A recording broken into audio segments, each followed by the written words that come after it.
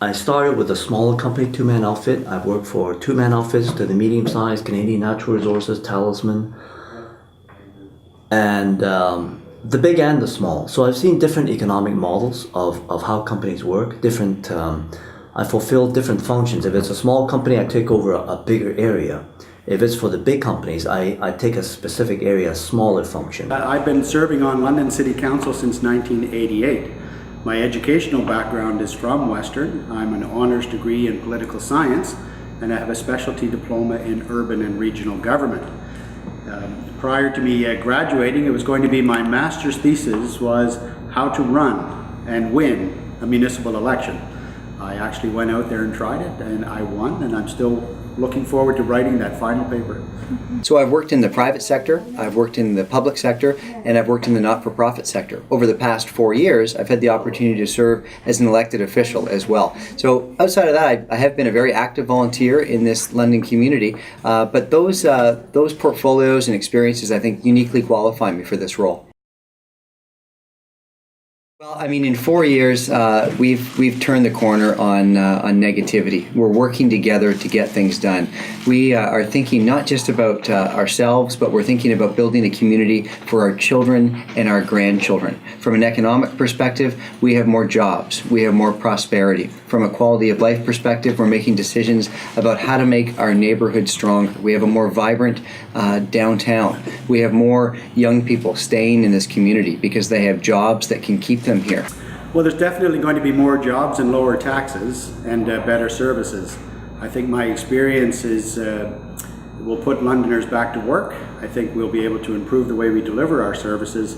I think also that you'll see that by holding taxes to 1% on an annual basis, what small business tells me is that will help create more jobs for London. I hope more modern, more efficient. My model city in the world is London, England, and Singapore.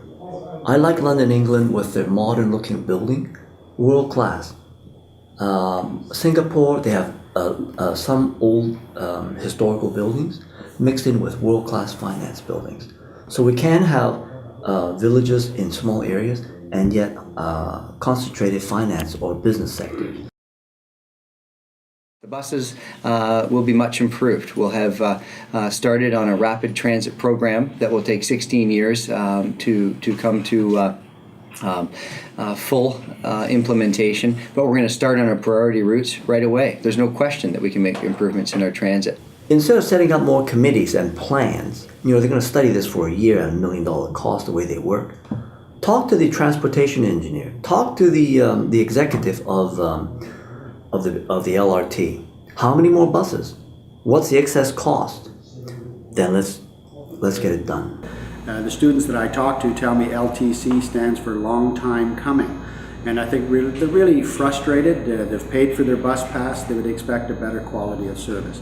It's very simple, very practical. Put more buses on the road in high peak periods, reduce them in areas that they're not being used, and really understand who your customer is and serve them better.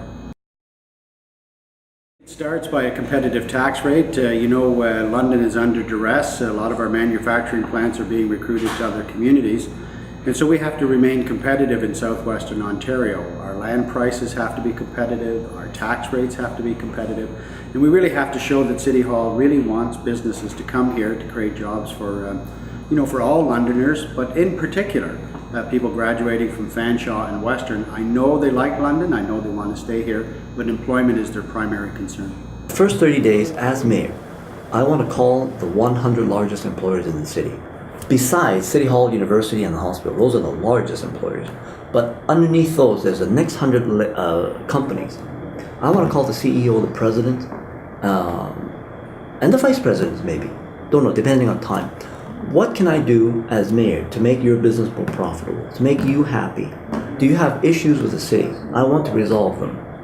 And then 90 days after that, I want to give those folks a reply. And I have to say that local governments don't create jobs, but what we can do is we can set up the environment that fosters economic growth. It's our small and medium-sized businesses primarily There are 20,000 of those here in London that create those jobs. And so when they want to open, when they want to grow, we need to be with them every step of the way. We need to make strategic investments in areas that help us differentiate from other communities, including things like medical innovation, our agri-foods business based on our geography in southwestern Ontario. We need to focus on our digital industries, and there's a huge opportunity to capitalize there, and others. So it's strengthening the relationship between the research that occurs at Western and how we can turn that into jobs as well here in London.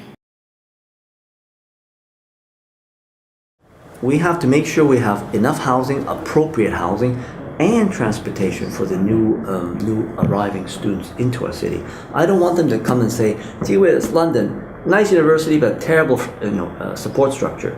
I want them to say, fabulous infrastructure. Good university, great support structure, welcoming city. So I want us to turn into a business-friendly, a welcoming city. Focus our future growth and our future development on purpose-built housing that is really much more suitable. And so these are much nicer accommodations, potentially a high-rise like the one that you see outside of the gates of Western, that are really conducive to serve the student better. These buildings actually have the furniture right there and ready to go when a student moves in. So it even avoids the inconvenience of having to move in and move out. 20 years ago, it was probably at its lowest relationship period. Over the last 20 years, I've seen significant improvements. The students are very active out in the community. They serve on boards, committees, they do fundraising, and really now it's more of an odd incident rather than a standard behavior. And really that's about, I think, the university and the city looking for opportunities to work together to create activities or events where when students gather, they're in a safe, fun, friendly environment. And I couldn't say more about the Student Council's efforts in this regard, working with neighborhoods.